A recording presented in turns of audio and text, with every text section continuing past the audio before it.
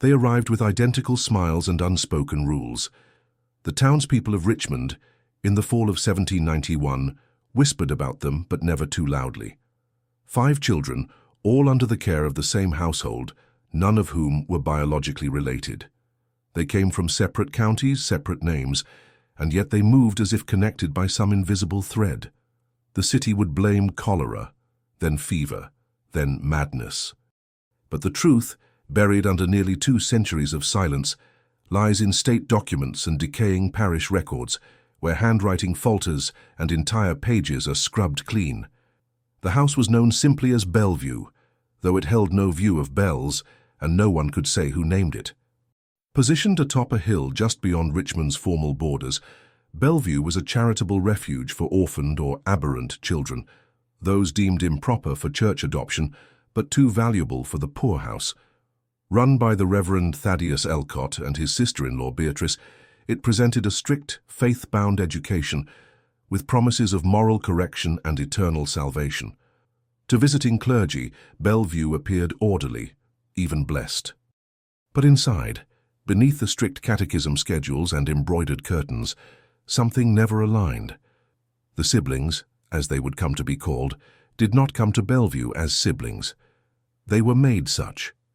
The institution's reputation in the spring of 1783, 8 years before the final incident, Bellevue opened its doors as a denominational charity under the authority of the Presbyterian Board of Moral Restoration. This board, comprised of 5 white-haired elders and 1 military widow, had formed in response to rising concerns over child vagrancy in post-war Virginia. The Revolution had left many dead and many more displaced. Entire families, once modestly secure under colonial rule, were broken apart by militia drafts, property seizures, and sudden disappearances of fathers who had walked into the hills and never returned. Bellevue's mission, according to the original charter, was to rehabilitate the moral bent of youth severed from familial stewardship. In less ornate terms, it was meant to take in children the churches would not baptize and the workhouses would not accept. These included the half-deaf, the slow-learning, the mutinous, and most notably, the children of war widows who could no longer afford to feed them. Reverend Thaddeus Elcott, who had served as a prison chaplain during the Southern campaigns, was recruited to lead Bellevue due to his reputation for discipline without cruelty. This reputation was, even in his own letters, an exaggeration. Elcott's understanding of salvation was rooted in suffering. His sermons rarely featured heaven.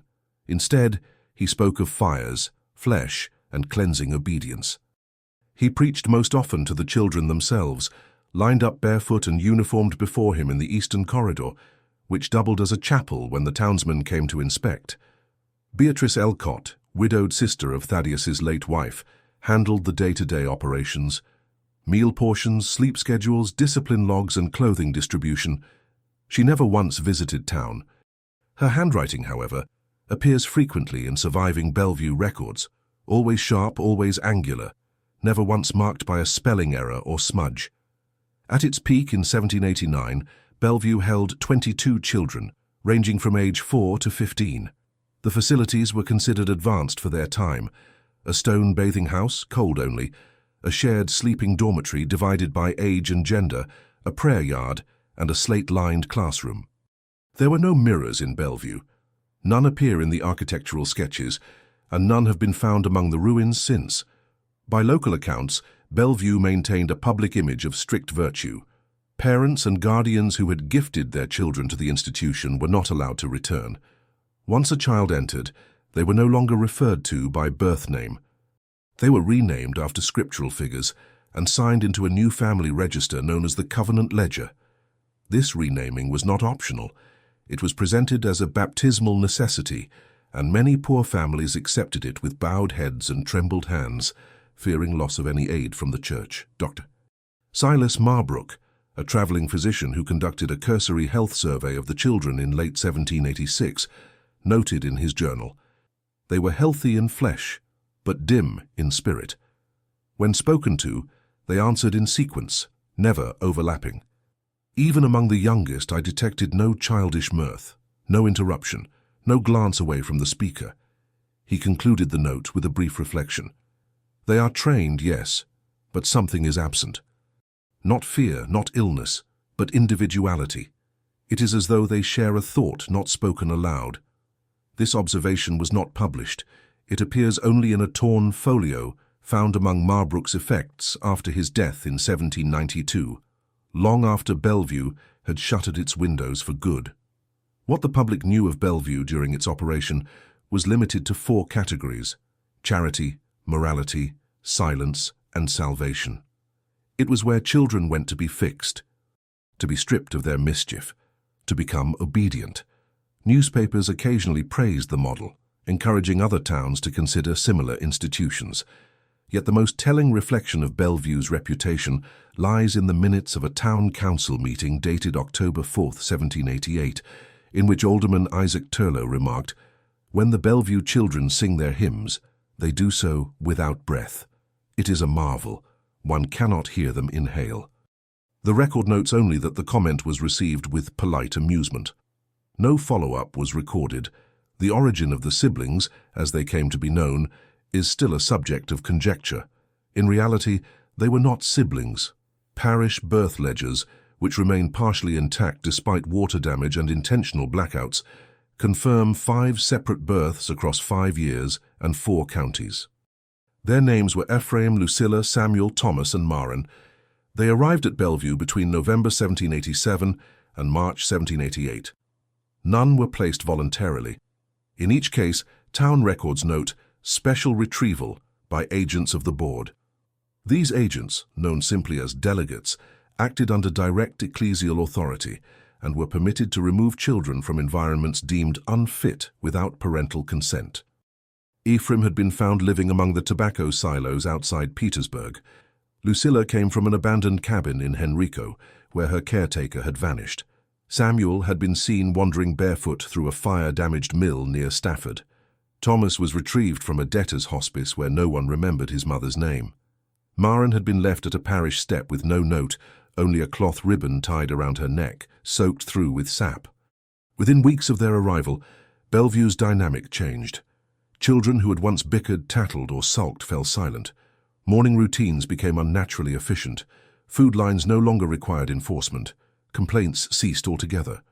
Punishment logs, once filled daily with minor infractions, became almost blank. By February of 1789, Beatrice Elcott noted in her quarterly report to the board, "Discipline is no longer a necessity. The older children have assumed instructional roles with uncanny precision.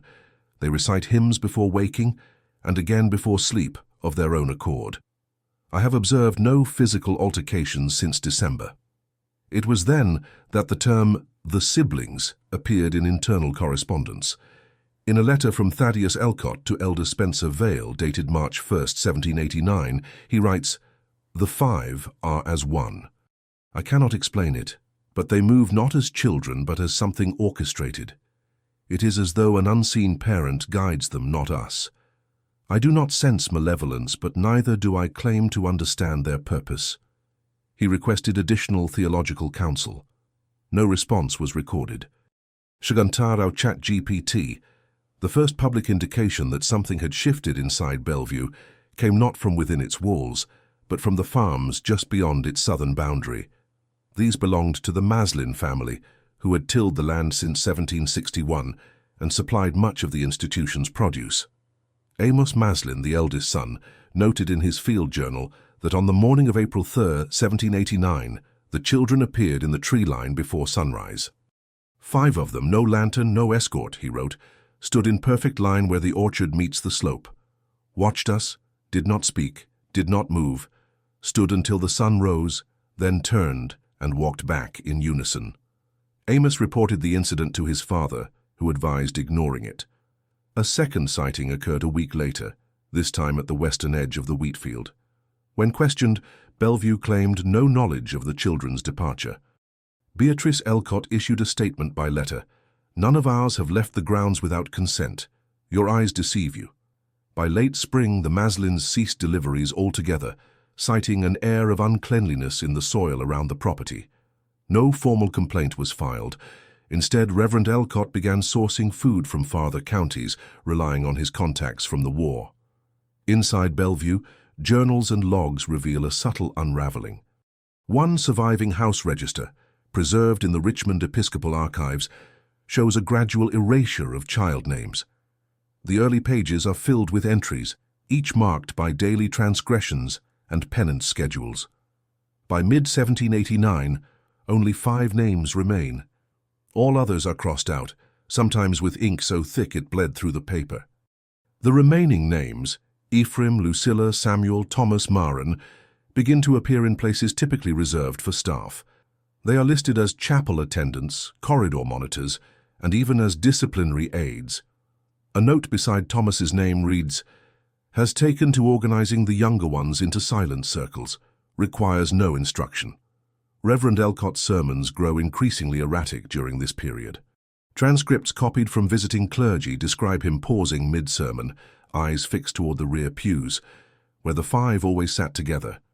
He reportedly lost his place often, perspired even in winter, and at times cut services short with no explanation. One deacon from Williamsburg wrote to his bishop after attending an autumn service, "I do not pretend to understand what I witnessed. The Reverend has lost dominion over his flock." By December, the children's schooling was halted entirely. Beatrice claimed they had surpassed instruction and began tasking them with copying scriptures by hand. These copies were not for use within Bellevue. They were mailed weekly to an undisclosed recipient in Philadelphia under the label Moral Exemplars Program. No documentation of such a program exists in church archives. Townspeople began avoiding the Hill Road. Young apprentices sent to deliver oil or tools returned uneasy, reporting that the Bellevue children never blinked. One described walking past the gate and seeing Marin seated by herself on the porch, hands folded, staring straight ahead. When greeted, she did not respond. Instead, she tilted her head slowly, as if listening to something behind the visitor. He ran and did not return. The Reverend's final request for support came in a letter dated January 7, 1790. It was addressed to a Bishop Josiah Calder, who had previously visited Bellevue in its first year of operation. The letter is fragmented, partially burned, but the legible sections are chilling. "I fear I have misunderstood the nature of their obedience. It is not gratitude, it is not fear. I believe we have mistaken order for health. They do not sleep unless together. They do not cry. They correct each other without speaking. Their presence has redefined my prayers. I no longer ask for understanding, only for cessation." The letter was never mailed. It was found among a collection of scorched papers beneath the chapel hearth, discovered by surveyors 2 years after Bellevue was officially closed. What triggered the institution's closure remains ambiguous. There is no declaration in municipal records, no formal scandal, no fire insurance claim or plague report. Bellevue simply vanished from the official rolls. The last entry in the Covenant Ledger is dated February 14, 1791. After that, the ink stops. The building was locked. No public statement was issued. Beatrice Elcott's whereabouts after this date are unknown. Thaddeus Elcott died in a boarding house outside Charlottesville 6 months later. His body was discovered by inn staff. The only item on his person, a page torn from a children's hymnal, marked with 5 small punctures in the upper left corner. But what of the siblings? That is the question that would trouble Richmond for decades, even as the town grew and modernized. Sightings were whispered through generations. A group of children in perfect silence watching from under a train bridge. A young girl humming alone in the city cemetery, though her feet left no prints in the frost. A group of 5 youths, always 5, seated in the back row of a chapel during funerals, never seen entering, never seen leaving. By the time the ruins of Bellevue were excavated in 1842, no artifacts of the siblings remained. Their names, removed from every public ledger, existed only in private diaries and half-burned notes. No graves were found. No bones. Yet in the stone beneath the dormitory floorboards, etched deep into the foundation, were 5 letters carved in a line: E.L.S.T.M. Local historians disagreed whether these represented initials or a code. No consensus was ever reached. The stone was later removed and lost in transit, or as some claimed, It was taken by descendants of the Presbyterian Board to an undisclosed archive in Boston. Bellevue's reputation, once proudly proclaimed from pulpits and newsletters, became a cautionary void. Pastors stopped referencing it. Its land was never resold. Even today, the slope where it once stood remains unclaimed, hidden behind municipal fencing and covered in thornbrush. The siblings, whether they were created by Bellevue or merely survived it, were never seen again as individuals, only as a shape, a pattern, a presence. And what they became, or what they were always meant to be, may never be explained by science. Shall I begin Chapter 2, Ignored Signs? In the early spring of 1790, letters began arriving at the homes of several Richmond tradesmen, each sealed in thick wax and bearing no return address. The messages inside were brief, unsigned, and written in the same crisp, angular hand that once appeared in Bellevue's administrative logs. Each note carried only a request. Observe the hymnals at First Methodist. Report deviation. The townsmen who received these letters did not immediately react. They were not men given to fancies or fictions. A pewmaker, a leather worker, a tinsmith, each had at some point conducted minor work for Bellevue, installing hardware or repairing dormitory fixtures. Their connection to the institution was slight and technical. But within a week of receiving these notes, all three were seen lingering outside the early Sunday services at First Methodist. Each stood apart, as if unaware the others had been summoned too, and each, without fail, left early. They did not speak of what they heard until years later, in a deposition recorded by a Methodist elder investigating rumors of heretical singing. The pewmaker described the sound as unified but toneless. The leather worker called it a chord without breath, and the tinsmith, visibly disturbed, refused to elaborate beyond this. They sang as if reading from a page not visible to anyone else. These accounts would have been dismissed as religious hysteria had they not aligned so closely with earlier writings from Dr. Silas Marbrook, the physician who had once described the children of Bellevue as answering in sequence, never overlapping. When his journals resurfaced during a probate dispute in 1803, they were found to contain sketches of 5 figures standing in a semicircle, eyes fixed forward, mouths open but without expression. Under each drawing, the same question was written: why do they not blink? In the months following Bellevue's silent closure, several townspeople began noticing irregularities in parish schedules and children's attendance. A schoolmistress from the North Ward reported that 3 new students, who arrived without introduction or papers, refused to speak during lessons. Their names, assigned to them by church registry, were noted as Eli, Lucia, and Simon. All 3 sat at the same desk. None ever responded when called individually. When asked to read aloud, they did so in perfect unison. The schoolmistress, Margaret Eves, described the effect as like hearing one voice come from 3 mouths, hollow but articulate. Her complaints to the parish went unanswered. After 2 weeks, the children were removed without explanation. Their names were scratched out from attendance rolls. The desk they shared was dismantled and burned. These were not isolated incidents. Across the region, over a span of 15 months, scattered sightings emerged of children, always in sets of 3 or 5, who behaved with eerie synchronization. They appeared briefly, registered for schooling or orphanage intake, and then vanished. The records that remain are sparse and inconsistent, but where they exist they follow a pattern. Names resembling scriptural variants, perfect behavioral compliance, and coordinated speech. One such record, retrieved from the St. Albans Episcopal Orphan Ledger, includes an admission form dated September 1790. It lists 5 children delivered together, with a note indicating they were sent from Bellevue. The orphan master, however, testified under oath that he had received no such delivery and that no transport wagons from Bellevue had arrived in over a year. Yet the names were entered: Ephraim, Lucilla, Samuel, Thomas, Marin. They remained on the register for exactly 8 days. During that time, staff reported unusual behavior in the dormitories. One attendant wrote, "Beds remain made in the morning, though children lie in them all night. They do not stir. They rise and sleep together. They pray without prompting, and their eyes do not close in sleep." After the 8th day, the children were gone. No carriage was seen arriving or departing. No footprints led away from the grounds. The only trace left behind was a piece of parchment wedged beneath a dormitory window. It read simply, "Repetition is mercy."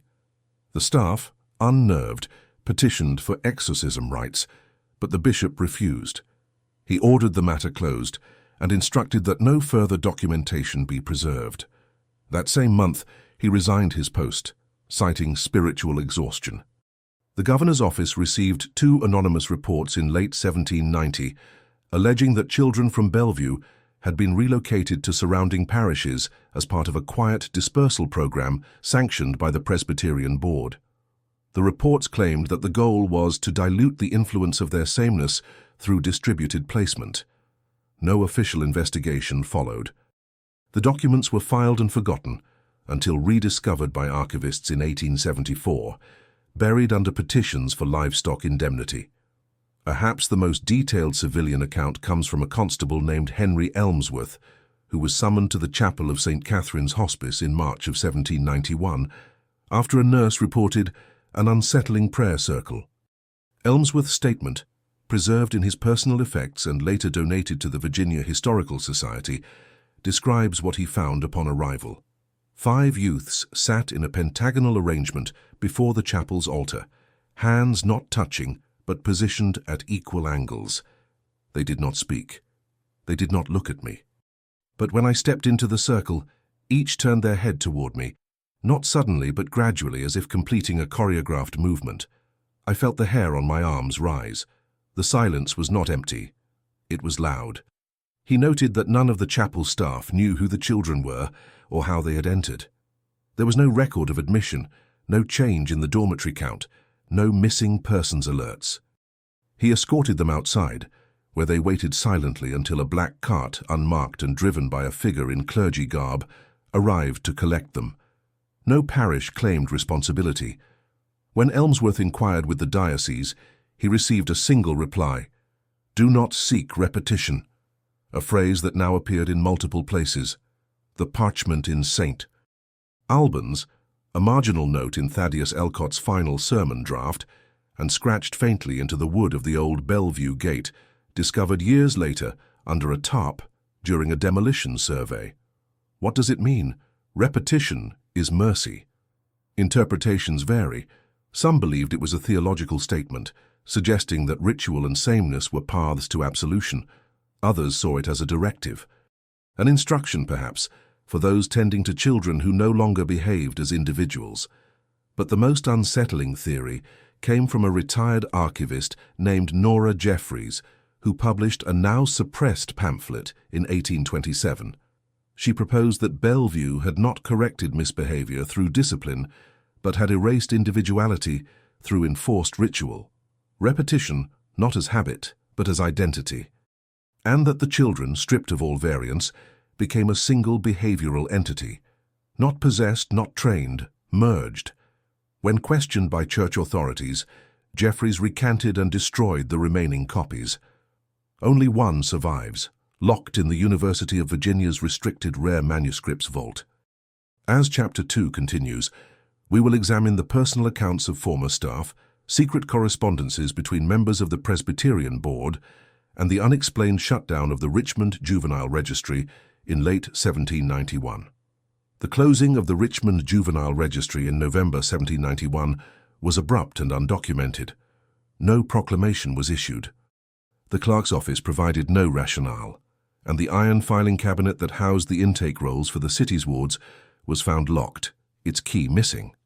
In its place was a handwritten note on stretched parchment, affixed by a single nail. It read, "Entry without variance is void." There was no signature, no seal, and no indication of authorship. Within days, those working closest to child placement and welfare were reassigned. A pair of intake officers were transferred to Petersburg without notice. A clerk named Alonzo Parrish was found dead in his home 2 weeks later, reportedly of self-inflicted wounds. Yet, according to his wife, he had not spoken of despair, but rather of hearing his own voice answered from the inside of the filing drawers. These incidents might have been dismissed as isolated madness had they not coincided with a spike in private requests from wealthy households for home tutoring and child behavioral consultations. Ministers were consulted not for blessings, but for silence. Households with adopted children, particularly those who arrived after Bellevue's closure, began requesting unmarked, night-only visits. Diaries from the time suggest a fear, poorly articulated, that something had entered these homes along with the orphans. One such diary, belonging to Reverend Harlan Tibbs, describes a visit to a prominent estate south of the city, where 3 adopted children were said to pray in unison without prompt. "They do not look at each other," Tibbs wrote, "yet they bow and rise as if responding to a shared signal." His hosts, the well-regarded Jennings family, spoke of the children only when asked directly, and then only briefly. "They are devout," said the matron. "They know what we mean before we speak it. They cause no trouble." And yet, Tibbs noted, every mirror in the home had been removed. The significance of mirror removal emerged as a consistent detail in at least 7 recorded households during this time. In each case, children adopted through private ecclesiastical channels were described as well-behaved, eerily so, and all residences removed reflective surfaces within days of the children's arrival. When pressed, one housekeeper remarked, "They do not like to see what isn't only theirs." What this meant was never clarified. A set of internal letters, smuggled from the Presbyterian Board's archive by a clerk named Ruth Dawley in 1812, and now housed anonymously in a locked drawer at the New York Historical Society, confirms that Reverend Elcott had not been working alone. Bellevue had been part of a pilot program known as the Uniform Devotion Experiment. The goal, according to these documents, was to eliminate variance in childhood faith expression. The board's rationale, grounded in theological interpretations of original sin, asserted that misbehavior was the result of excessive personality. The solution: remove personality. Instill doctrine through non-individual reinforcement. Repeat behaviors until no deviation occurred, until the self collapsed into doctrine. Dawley's letters indicate that this experiment was first implemented in Bellevue in 1787, the same year the 5 children arrived. Whether they were chosen or created remains the central question. Support for the program faltered after the 1791 dispersal. Too many inconsistencies arose. Reports of children waking simultaneously at precise intervals, despite being housed in different counties. Instances of unprompted identical handwriting appearing in different parish schools, and most unsettling of all, coordinated disappearances. At least 12 children believed to have been part of the Bellevue dispersal vanished between June and October 1791. No witnesses, no signs of forced departure, no belongings removed. In each case, their beds were found made, their clothing neatly folded, and a page of copied scripture left behind. The scripture was always the same, Hebrews 13:8. Jesus Christ the same yesterday and today and forever. Only the copied verse altered a single word. Instead of the same, it read, the same as us. None of these altered pages were submitted to the diocese. Those who found them either burned them or buried them. The one that survives, kept inside a sealed folio in an unnamed seminary's archive, bears 5 identical handwritings. Yet forensic analysis in 1904 determined all 5 samples were written with a single stroke strength, pressure, and ink density, suggesting impossibly that one hand wrote all 5 lines at the same moment. The implication disturbed even hardened theologians. The idea that 5 children could function not as individuals, but as a single will acting through multiple bodies, was dismissed as an affront to natural theology. Yet no alternative explanation has held. Internal board correspondences reveal that Beatrice Elcott submitted a final packet to the Uniform Devotion Experiment's overseeing council. Its contents were never made public. A receipt exists showing only that it contained 16 pages, a hymn list, and a sealed jar. The jar's contents are not described. Following this submission, the council disbanded the experiment. Bellevue's name was struck from all official ledgers. The children, wherever they had been sent, were quietly erased from church placement logs. Staff who asked questions were reassigned or dismissed. A formal resolution issued in January 1792 simply read, The work is done. Let no duplicate be attempted. But there were duplicates, or attempts at least. In Charleston, in Roanoke, in small towns across Georgia and the Carolinas, rumors emerged over the next decade of similar homes. Homes that took in children with no histories, renamed them, silenced them, and then reported remarkable behavior control. Yet none survived more than 3 years. Records vanished, buildings burned, whispers persisted. Today, none of those locations remain intact. And the children, those who survived Bellevue or whatever it became, left no descendants, no death records, no graves, only a pattern and a phrase: repetition is mercy. In Chapter 3, we will investigate the discovery of sealed documents beneath the foundation of Bellevue during the 1842 survey, explore the testimony of the last surviving staff member, and confront the reason the siblings were never declared dead, only untracked. Shall I begin Chapter 3, Horror Uncovered? The summer of 1842 was dry and windless. By then, the ruins of Bellevue had long since been overgrown, the institution's memory flattened into local folklore and misremembered sermons. A generation had passed. Most of Richmond's residents believed Bellevue to have been an almshouse, or possibly a quarantine site, nothing more. But the land still lay untouched. It had never been sold, never claimed. Sheep herders kept distance. Road plans curved deliberately around it. In May of that year, the City Council, spurred by expansion pressure, commissioned a preliminary survey for potential annexation. 3 men from the Land Apportionment Bureau were sent with instruments, ink, and a municipal directive. Clear and document the foundation. File all recoverable objects with the city archive. Their work lasted 2 days. What they found was a foundation deeper than any orphanage blueprint from the era should have required. Beneath the collapsed floorboards and vine-choked rafters, a stone substructure emerged, unusual in both size and arrangement. The basement, rather than serving as a cellar or storage, was segmented into 5 equal compartments. No doors, no connecting tunnels. Each space had its own narrow window facing outward at ground level. Each space was lined with chalk markings, not script but lines, perfect in length and equidistant. Most chilling of all, at the center of each compartment's ceiling hung a rusted iron hook with remnants of linen fabric still knotted in place. A series of wooden crates were discovered stacked behind a false wall, each marked only by initials, ELSTM. Inside were bound folios wrapped in oilcloth. Each folio contained lined paper, numbered meticulously in the upper right corner. The contents were uniform. Each page bore a single handwritten line, repeated over and over: "To become one is the highest devotion." Handwriting analysts later concluded that all 5 folios, despite bearing minor differences in slant and flourish, were written by the same person.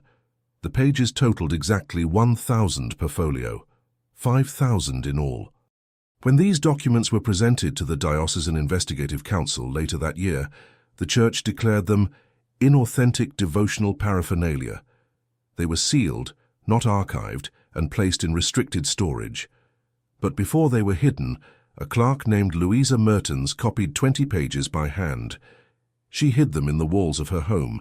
They were discovered in 1887 by renovators who believed the property to be unoccupied. Louisa had died alone, her family unaware of the documents. Scrawled in pencil on the inside of the storage box were the words, "They cannot hear me think if I do not stray." The box is now preserved at the Virginia State Historical Exhibit, though the copied pages are rarely displayed. The rooms beneath Bellevue sparked brief attention from medical historians who theorized the structure was a sensory isolation chamber. But when maps of the original 1783 construction plans were located in the Presbyterian archives, the substructure did not appear.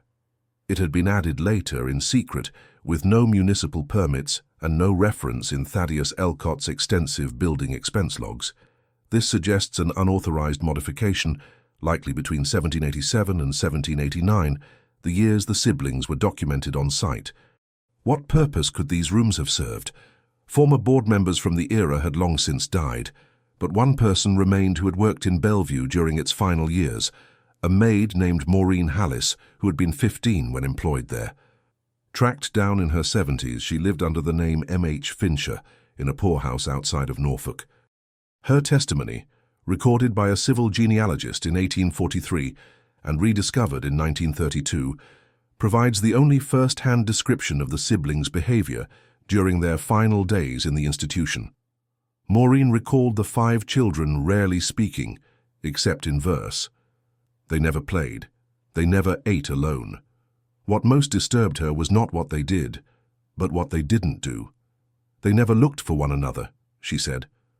Not once did I see them turn to check on the others, and yet if you moved one, the others moved too, like puppets on the same line. She was tasked once with waking them for morning devotions. It was early, before first bell. She entered the dormitory alone. All 5 lay on their beds, eyes open. They were awake, but still. I spoke softly, said, "Up now, it's time for prayer." And they sat up together. No delay. 5 spines rising in unison. When asked if she believed they were dangerous, Maureen said no. She did not believe they meant harm, but she did not believe they belonged among others. They never did anything wicked, but they weren't children. Not really. They were habits. Walking, praying habits. She also confirmed the existence of the foundation chambers, though she never entered them. She said Beatrice Elcott referred to the rooms only as the halls of practice.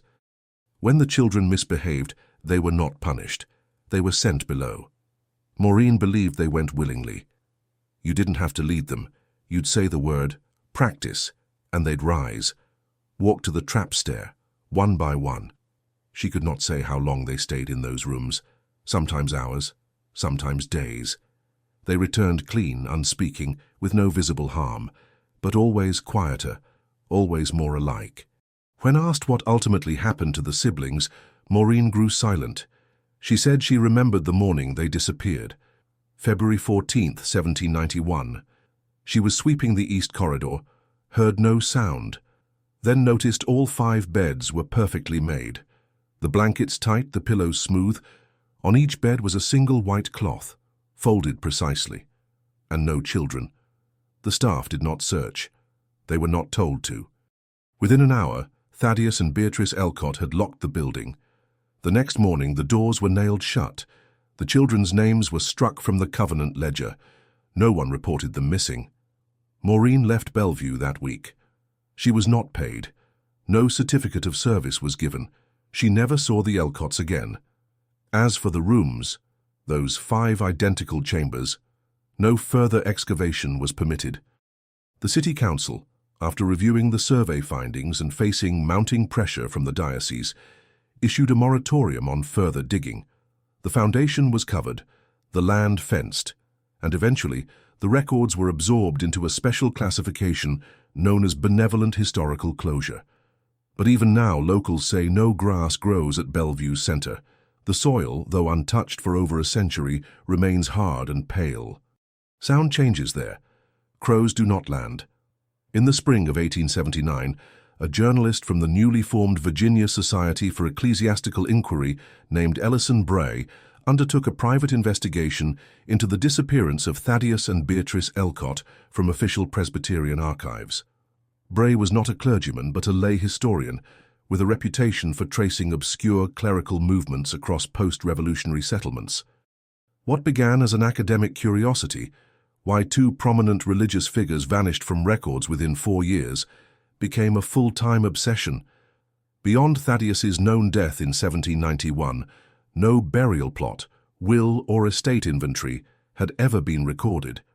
Beatrice Elcott's name disappears entirely after a single entry dated April 5, 1791, in the ledger of a travelling notary who noted, "Madame Elcott declined to sign, stated her hands had been used." Already. That phrase alone might have meant little had it not recurred.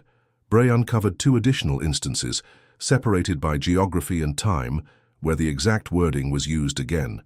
Once in the journal of a funeral carpenter in Delaware in 1793, and once in the ledger of a hospital scribe in Albemarle County in 1794. In each case, a woman matching Beatrice's description appeared briefly, pale, well-dressed, accompanied by no papers, and offered help, but refused any written record. "My hands have been used already," she told them. What could it mean? Ellison Bray's search led him to a long-forgotten Presbyterian holding facility outside of Staunton known as the Gideon Fold.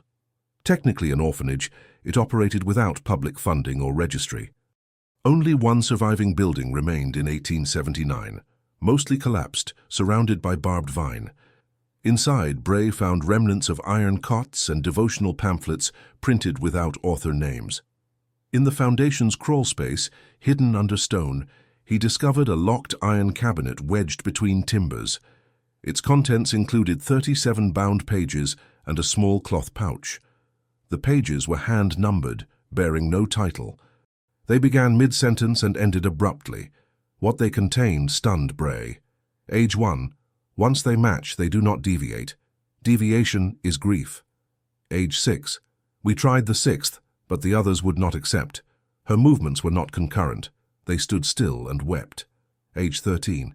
Obedience is not submission, it is proximity. Age 21. Her name was Beatrice. She brought the seed. Her hands began the match. Age 37. The house has no echo now. Repetition has closed the distance. Bray would later write in his notes, "These are not meditations. They are records.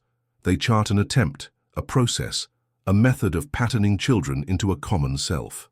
The cloth pouch held 5 thumb-sized objects, stone fragments, each marked with a single etched letter. They spelled E-L-S-T-M. Bray did not submit these findings to any ecclesiastical body.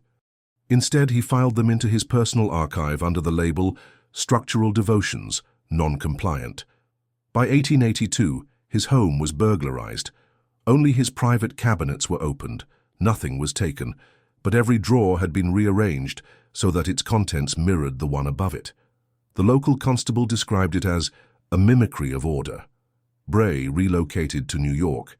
He never spoke publicly about Bellevue again.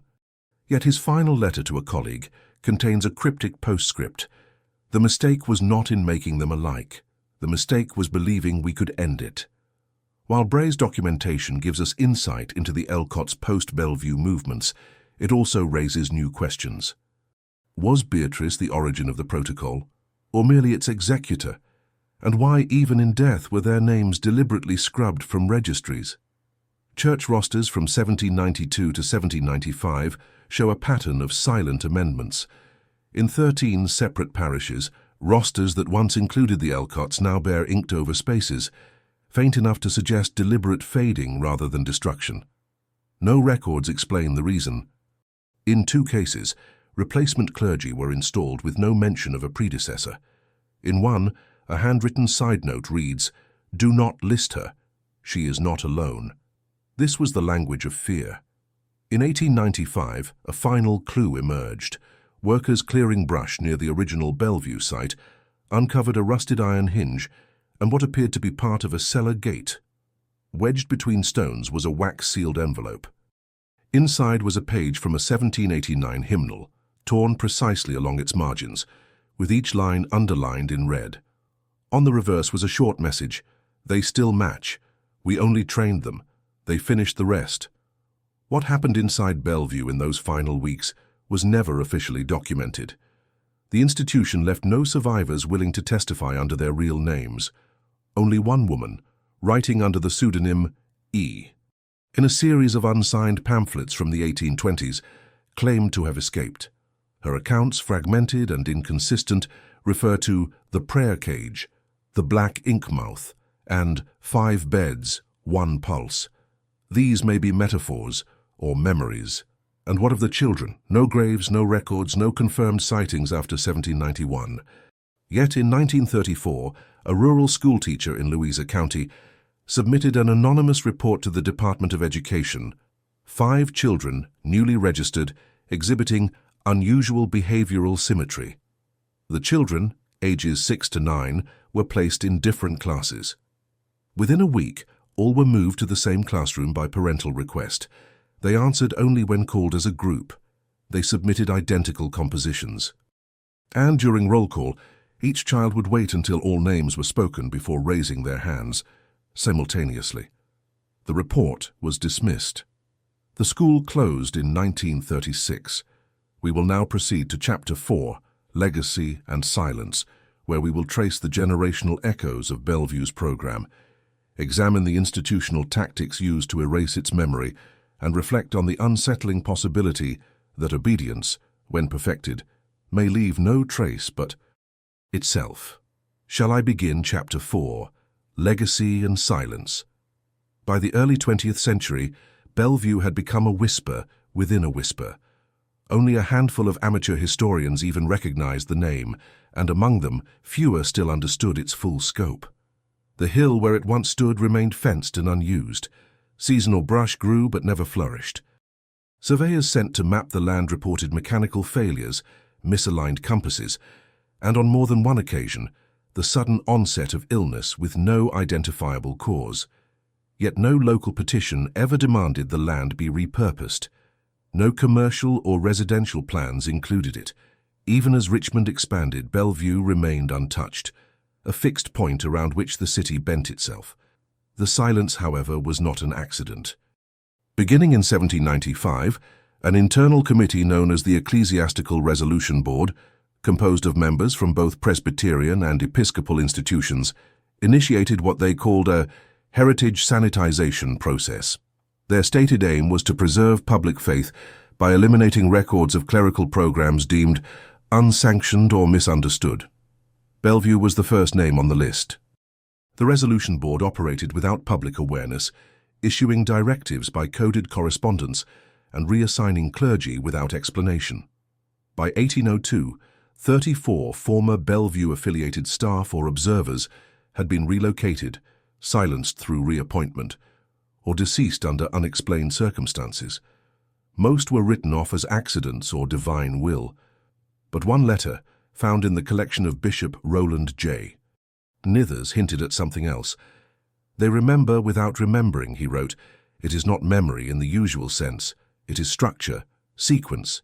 When you see them, if you do, you'll feel the cold before you hear the quiet." The bishop's handwriting deteriorates after that line. The remaining half-page is illegible. Despite institutional efforts, traces of Bellevue's design philosophy surfaced elsewhere. In 1817, an orphanage outside Savannah introduced a behavior program under the name Synchronous Devotion. Within 6 months, a local reverend filed a report stating, "Children exhibit total verbal overlap when reciting scripture. It is unclear if comprehension remains." The program was shuttered in 1818. In 1823, a facility near Durham implemented a reward system for collective punishment. If one child erred, all 5 received correction. That facility burned to its foundation a year later. No cause was determined. But the most direct descendant of Bellevue's model was a reform school near Fredericksburg known as the Hartwell Institute.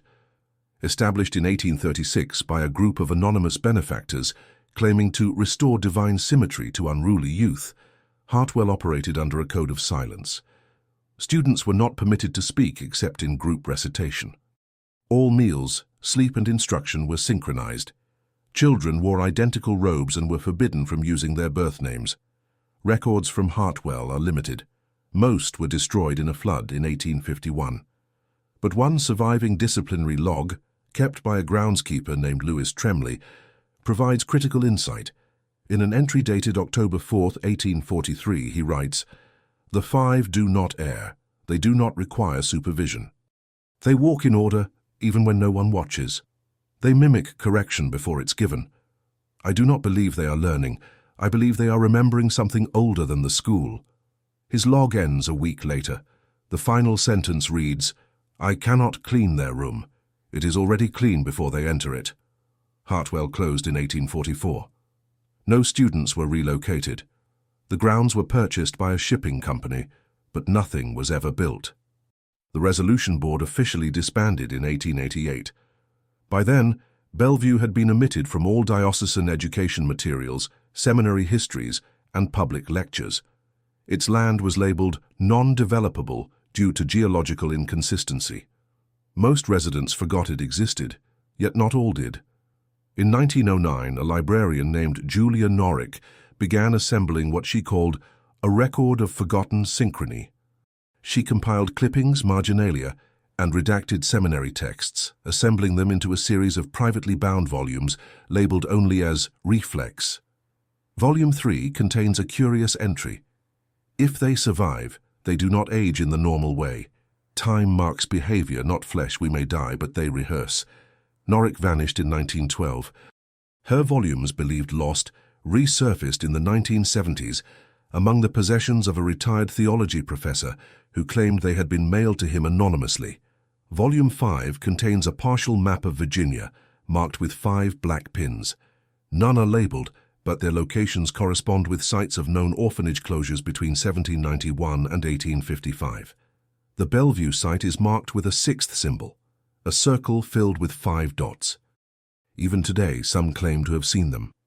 In 1953, a bus driver in West Virginia submitted a statement to the State Department of Transportation after witnessing 5 children standing in absolute silence on an unlit road. They were not hitchhiking. They made no signal. When the driver pulled over to ask if they needed help, they turned toward him in unison.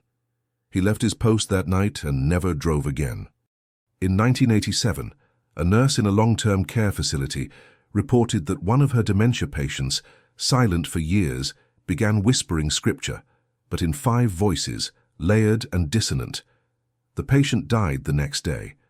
Beneath his pillow was a torn page from a Presbyterian hymnal, underlined in red. The line, "In repetition, the soul is sealed."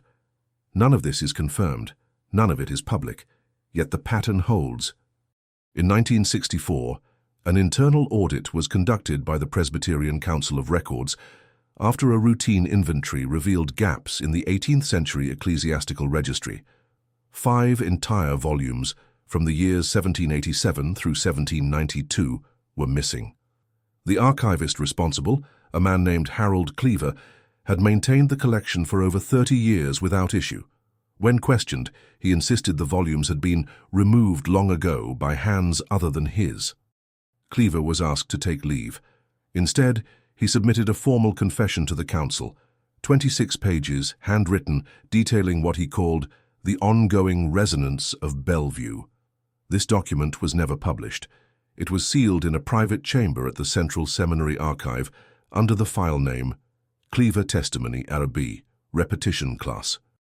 Its contents were classified until 1997, when a junior clerical assistant leaked a transcription to an independent theological review. The transcription, though incomplete, provides the closest contemporary insight into the long shadow cast by Bellevue. From page 4, I found patterns where there should be decay. Records meant to be brittle were clean. Names erased in ink still hovered like breath on glass. 5 children do not vanish naturally.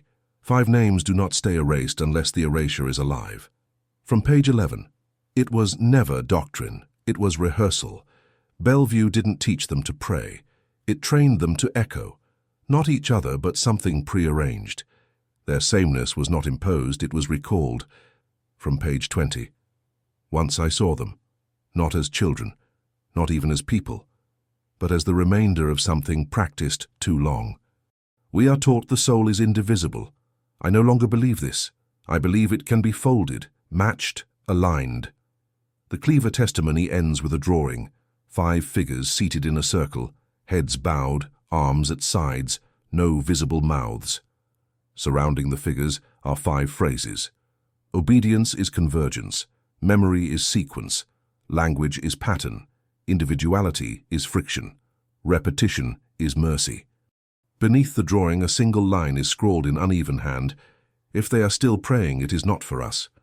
Following the leak, the seminary dismissed the assistant and resealed the testimony.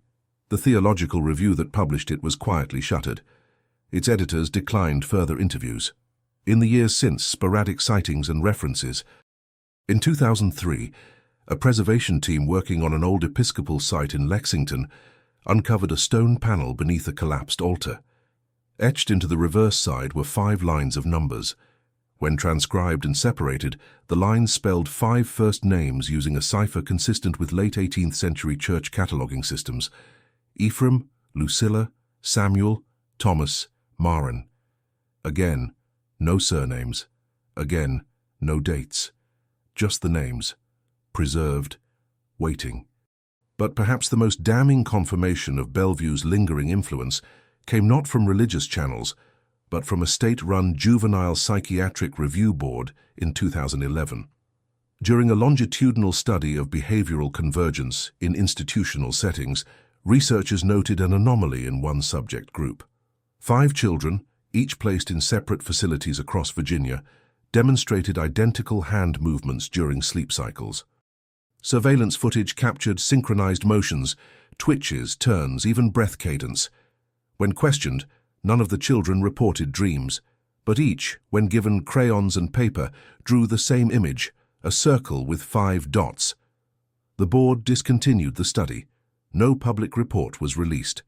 Behind closed doors, however, researchers began using a term lifted from a footnote in the Cleaver testimony: echo strain. It refers to behavioral mirroring that emerges without instruction, observation, or intention. Not imitation, not trauma, but convergence without cause. Some argue this is the final legacy of Bellevue, not a place, not even a memory, but a behavioral rhythm that survives where records cannot.